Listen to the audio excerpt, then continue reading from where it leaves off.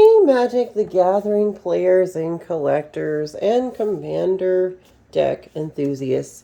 We're going to go ahead and open the last box of Universes Beyond Warhammer 40k Commander.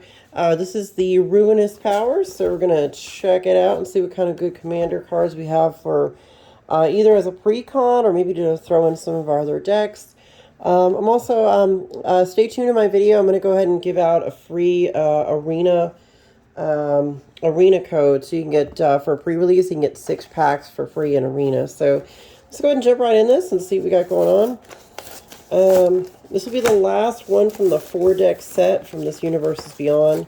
There's some great cards in here, so I was like really kind of stoked when I got these. I'm like, all right, you know, just as is, they make pretty good just pre-con decks, but you know, it's going to be some interesting things to pull out of here and see what we get. Let's see. Okay, so we got kind of like these. I mean, I don't know that many people are going to need this, but I guess if you're the first time you've ever played Magic, you wanted to just buy a deck, sleeve it up, and play it. I mean, sure, you got a little deck box. That's kind of cool. Someone explain to me what these are for. You know, I guess while I'm here, I'll just punch it out.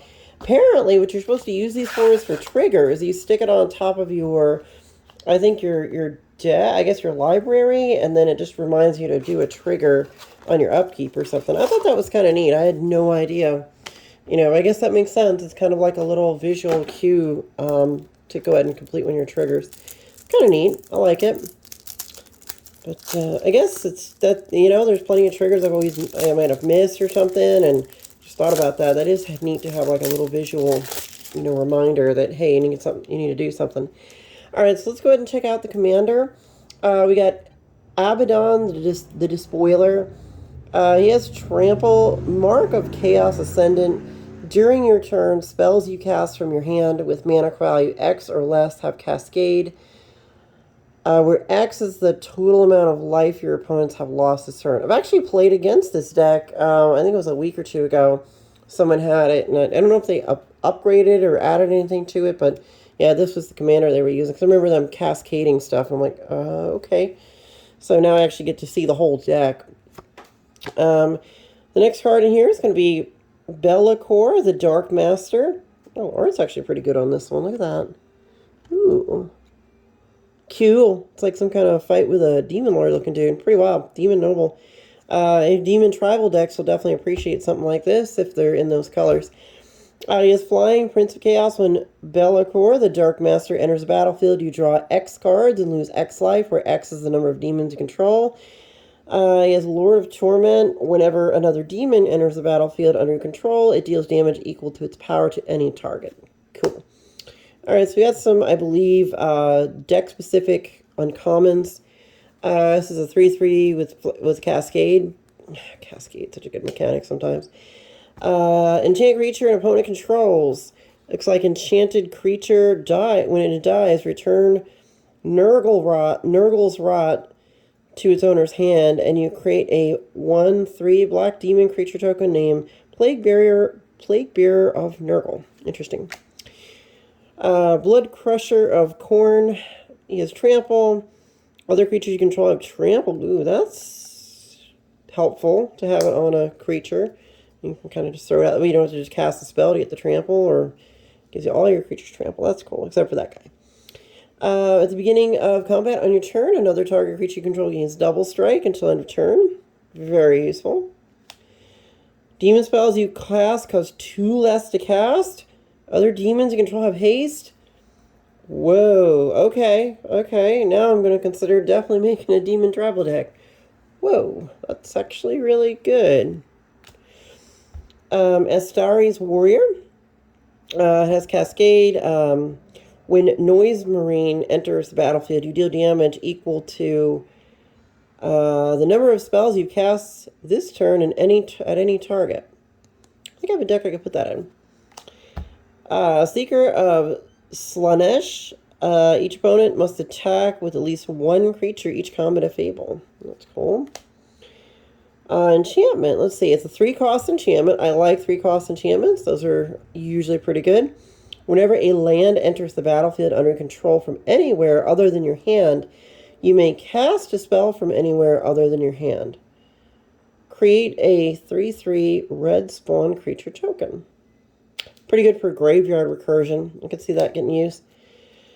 Target creature and all other creatures with the same name as the creature get -3/-3 until end of turn. Kind of little mini board wipe for 2. Interesting. Okay. Bituminous Blast. This is actually, I'm pretty sure that's a reprint. I do remember a Bituminous Blast years ago. Deals 4 damage to target creature with Cascade. Assault. See what I remember this card. Quick creature gets +2/+2, has a haste, can't attack you or planeswalkers you control, and can't be sacrificed. At the beginning of each opponent's upkeep, you may have that player gain control of a quick creature until end of turn.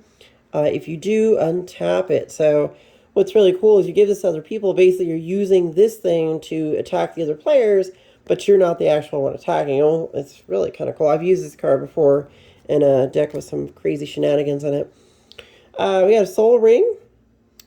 Pretty normal stuff. Talisman of Creativity. Good to have a Talisman. Talisman of Dominance. See, what's really, nice about these decks is they throw in those talismans just right off the bat. I mean, those talismans used to have a little bit of value attached to them. Obviously, they've been reprinted into the dirt, but, you need them in a lot of decks, so I can understand why they're there.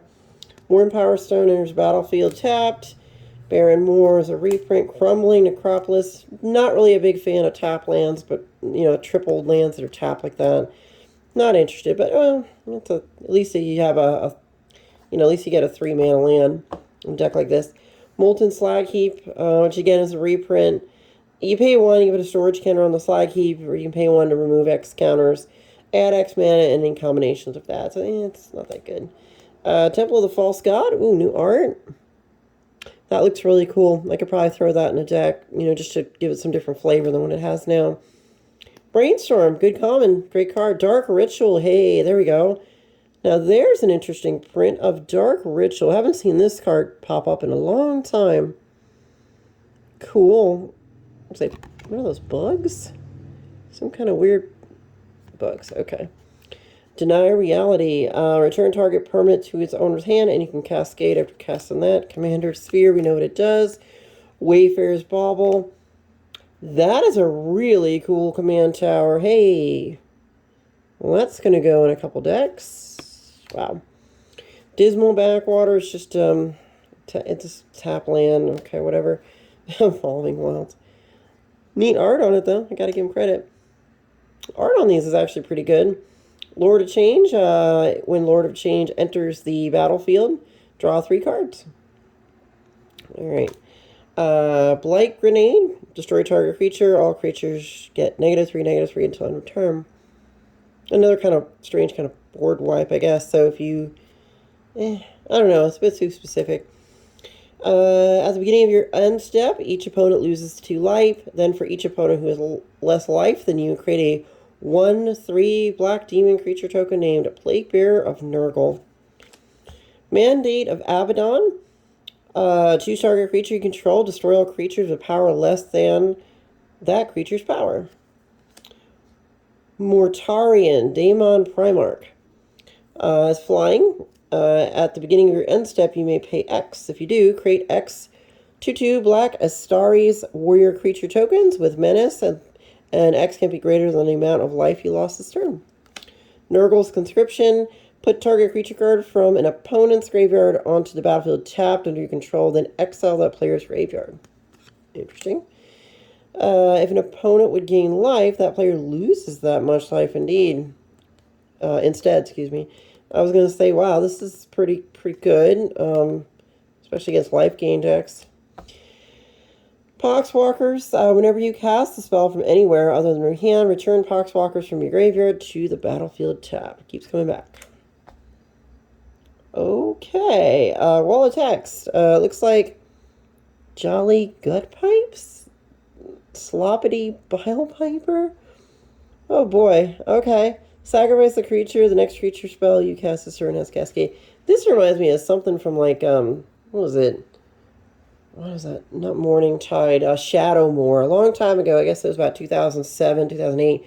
There was a set based on fae and you know, fairies and elves and stuff. And one of the sets was Shadowmoor. And I almost feel like this card should be in Shadowmoor. For all I know, it could be a reprint from there, but I don't remember that name. You know, it could be a reprint, but might be just new to this deck. We got Tallyman of Nurgle. His life leak, 7-fold chant at the beginning of your end step. If a creature died this turn, you draw a card and you lose 1 life. If 7 or more creatures died this turn, instead you draw 7 cards and you lose 7 life. Venom Crawler. Whenever another creature dies, you put a +1/+1 counter on that guy. Aspiring Champion. When Aspiring Champion deals combat damage to a player, sacrifice it. If you do, reveal cards from the top of your library until you reveal a creature card. Put that card onto the battlefield, then shuffle the rest of your library. If that creature is a demon, it deals damage equal to its power to each opponent. I can imagine that because get definitely finessed a little bit. Alright, next card we're going to look at is a Bloodthirster.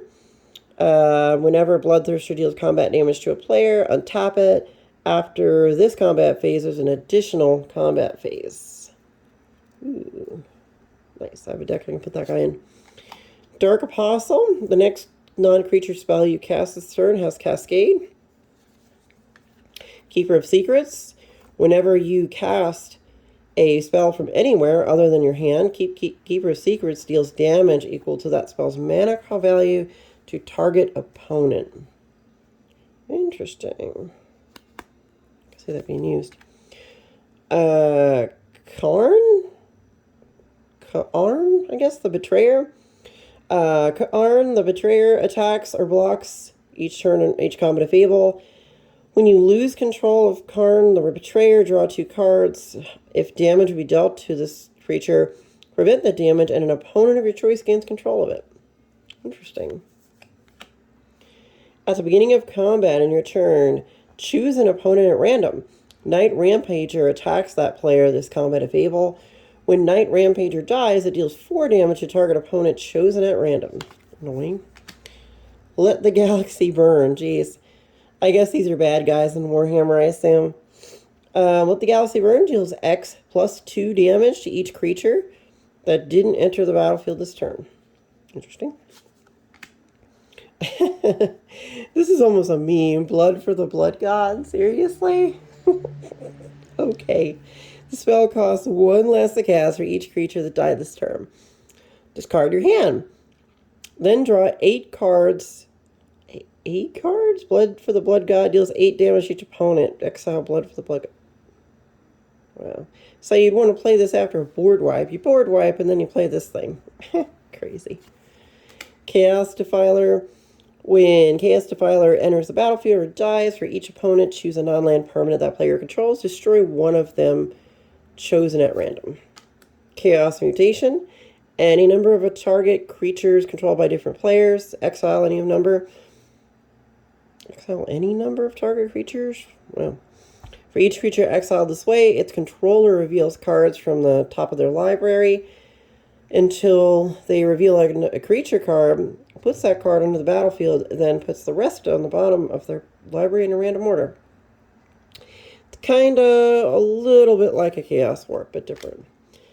Like a mass Chaos Warp or something. Drachnien, am I saying that right? I think that's what it looks like. It's the name of the sword, I guess. When it enters the battlefield, exile up to 1 target creature. Equipped creature has Menace and gets +X+0, where X is the exile card's power. Equipped for 2. That's a lot, though. There's a lot to do that, I think. Might be a bit much. Exiled Flamer of Zenich? Guys have to help me out on that one. Zenich. Wow, TZ. Okay. At the beginning of your upkeep, return an instant or sorcery card at random from your graveyard to your hand. Whenever you cast an instant or sorcery spell, Exalted Flamer of Zenich deals 1 damage to each opponent. Interesting. Hellbrute. You may cast this guy from your graveyard by exiling another creature card from your graveyard in addition to paying its other costs. Okay, whatever. I'm sure there's a reason. The Horus Hell Heresy. You know, I have a cat named Horus. Oh, that's so weird. Yep, my cat's name is Horus Ra. I just got a little blonde kitten about, no joke, like 3 weeks ago, and his name is Horus. All right, for each opponent, gain control of up to one target non-legendary creature that player controls for as long as the Horus Heresy remains on the battlefield. Draw a card for each creature you control but don't own. Starting with you, each player chooses a creature. Destroy each creature chosen that way. Interesting. Kill, maim, burn. Okay. Choose one or more. Destroy target artifact. Destroy target creature. And kill, maim, burn deals 3 damage to target player. Annoying. Lucius the Eternal. Let's see. He has haste. When Lucius the Eternal dies, exile it and choose target creature an opponent controls. When that creature leaves the battlefield, return Lucius the Eternal from exile to the battlefield under its owner's control. Stuff and things. This one we got is going to be Magnus the Red. Instant and sorcery spells you cast has 1 less to cast for each creature token you control. Useful in a token build and sorcery and instant build deck. Whenever Magnus the Red deals combat damage to a player, create a 3/3 red spawn creature token. Useful. Mutalith Vortex Beast. When Mutalith Vortex Beast enters the battlefield, flip a coin for each opponent you have. For each flip you win, draw a card. For each flip you lose, it deals 3 damage to that player. Interesting. I've got a coin flip deck, and I even, a video is going to be coming out here maybe a day or two. I finally got the little preview here. This deck right here, I got the heads you win, tails you lose deck. So I'm going to do a little run through on that. Great deck, by the way. So I want to definitely touch base on that one. And while we're in the middle of this deck, I'm going to go ahead and pause for a second, and I'm going to go ahead and give you guys a arena code. This is definitely an unused arena code. Yeah, I have no reason to use this. So go ahead and guys, if you want to write it down, whoever gets it first gets it. First come, first serve. So hopefully if you pause the video and get this code, you can drop it into your Magic Arena if you play that. So enjoy the free packs. All right, back to our deck. Back to our regularly scheduled Commander deck programming. So we got this guy. Yeah, anyway, so we talked about this one. I definitely like the coin flip thing for my coin flip deck. Because I have, if you go back, I want to say like maybe 15, maybe 20 videos, I've got a Commander deck build for Quark the Thumbless and Shakashima of 1,000 Faces. I put those two in a deck, and it works out really good.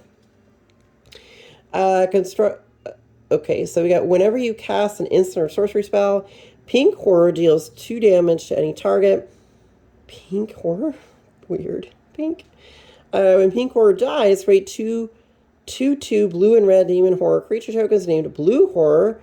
With whenever you cast the instant or sorcery spell, this creature deals 1 damage to any target. Create 2 blue and red demon. Okay, I get it. All right. The Ruinous Powers. Isn't that the name of the deck? That's the name of the deck.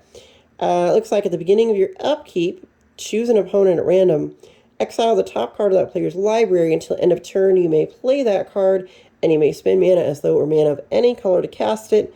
When you cast the spell this way, owner loses life equal to its mana value. That's brutal. Jeez. Brutal. You can build decks that have that kind of mechanic in it. When Zangor, maybe. Sazangor. I don't, jeez. Shaman.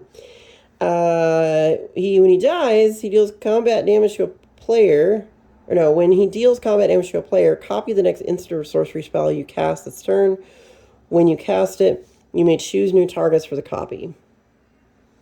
Interesting. I might put him also in the a deck for him. Past in Flames, each instant and sorcery card in your graveyard gains flashback until end of turn. The flashback cost equals its mana cost. And of course, you can flashback the sorcery as well. Cool. Decree of Pain, destroy all creatures. They can't be regenerated. Draw a card for each creature destroyed this way. Fun way to grab up some cards. Board wipe. We know what Blasphemous Act does. It's been around for a while. Chaos Warp. Target removal in red. Reverberate. Copy target instant or sorcery spell. You may choose new targets for the copy. Good stuff. Warstorm Surge. Whenever a creature enters the battlefield under control, it deals damage equal to its power to any target. Good card. Chromatic Lantern. Ooh, not bad. Good card for commander decks, especially if you want to, like 3 or 4 or 5 color decks. It's good to have a lantern in there. Exotic Orchard comes in a lot of decks nowadays. Good card to have. Most people have the colors you need typically. Foreboding Ruins. You may reveal a swamp or mountain card from your hand. If you don't, Foreboding Ruins enters the battlefield tapped. Second Hollow, Island Swamp. It's tutorable. Forgotten Cave enters the battlefield tapped. It's a cycle card. Path of Ancestry with new artwork. Cool. I just like that it's not the same old artwork. Neat stuff. Saltwater Cliffs enters the battlefield tapped. Who cares? Tyromorphic Expanse, new art. And I believe these are all basics. Yeah, these are basics. And of course we have the command, like the brick commander, I call it. It's the one that's like extra thick. Thick. With 2 C's. Thick with 2 C's commander. Alright, so, and I assume these are just the tokens. Guys, that is that deck. What do we got here? I'd say there's a lot of good cards in here for different existing deck types. I don't know how well this type of deck would stand on its own without any kind of upgrades or modifications, but I gotta admit there's some pretty good hits in here. You know, a lot of stuff that otherwise if you had to pay for it outside of this deck, like these talismans here, they're a couple bucks a piece. I know that much. Well, Soul Ring comes on every deck. Salt Suit is like, I don't know, 50 cents. Let's see. There's some Brainstorm's like $1 or $2 sometimes. So neat Dark Ritual. So there's some good cards in this one. I don't think this one's as strong as like a couple of the other ones I was reviewing, but it's not bad. And I do think if you upgrade it and or if you pulled some cards from here and dropped it in a Demon Tribal deck. Matter of fact, guys, keep an eye out for it. I'm going to go ahead and do a whole deck tech on a Demon Tribal deck. And we will run through those cards and see what we got going on. And see if any of this might be able to go in there, or I may just put it in there and just review the deck with the upgrades from this deck in it. I don't know. We'll see. But guys, thank you so much for liking, subscribing, checking out my channel. Please tell me if that arena code worked. Just in the comments, just type in, yeah, I was the one that got it. That's awesome, guys. I'm going to be able to get more arena codes. Usually those are pre-release and either people don't want them or I can get them, and I just want to make sure you guys have an opportunity to use them. I don't have a lot of time to play Magic Arena. I'm old school. I like to play the paper version.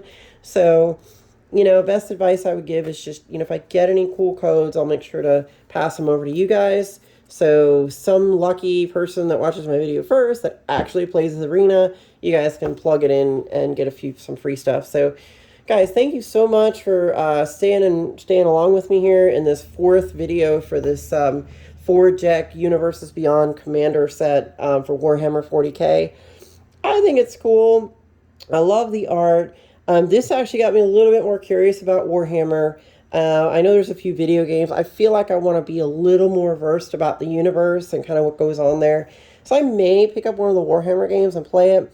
At my D&D, I think 1 or 2 other players at my D&D table, they do play like a Warhammer video game. So I'm starting to get a little more curious now that I guess maybe that was the plan. You know, Warhammer is part of nerd culture, and I guess maybe that was the idea, cross-platform selling by Wizards of the Coast to get, you know, Magic players into Warhammer or something. And, you know, I'm not going to like go hog wild and go crazy with Warhammer like I would like with Magic, because it's a very expensive hobby to build all those little models and then have all that table space. And you know, D&D is kind of the same, but at least with D&D, a lot of it is just mostly in your mind or on a character sheet, and you had to use, you know, anything as a symbol for a monster, a character. I mean, I've got all the little cool minis, which I think I might do some videos on some minis here coming up soon. But, yeah, guys, you know, I think this set is about as good as it's going to get for Commander this year. you know, Commander Legends Baldur's Gate was a bit of a disappointment, and like just the fact they had good cards, like those dragons. Oh, don't get me wrong, those dragons are great. I think what was it? What was it Priest of Agra or something or whatever? That card was pretty good. There were some hits in that set. Don't get me wrong, there were some hits in there, but the big issue was you didn't get enough of them. So like you get a box, like a collector, and you might get lucky on one dragon. And I'm like, okay, the one dragon's $30. The collector box is 200. That was just, I actually really got ripped off on that product. I'm kind of mad I opened up so much of it because I was thinking my brain was in a zone where I was like, oh, it's like original Commander Legends. It's going to have all the cool stuff like the Lotus, the Tower. I kind of knew what the cards were in there to begin with, but I didn't expect them to just be so like, meh. You know, I did use some of them, and there's, you know, I just think Wizards should have sold it as a normal product. You know, they shouldn't have raised the price on it. And Wizards is doing some shady stuff right now with pricing and different, you know, different ways of trying to milk the Magic fan base for money. And even doing some shady stuff with non-Magic people. You know, this isn't really a news video, but I will tell you right now, from what I heard, people that don't even play Magic are getting contacted by Wizards. Like people that review Yu-Gi-Oh cards and have zero interest in Magic the Gathering are getting contacted by Wizards now to promote that god-awful $1,000, $1,100 after sales tax, was that 30th anniversary edition, you know, crap that they're doing. But nonetheless, guys, thank you for, you know, coming along with me on the ride through all these cards, you know, and I will keep making videos. I love your faces, and I will see you soon. Bye.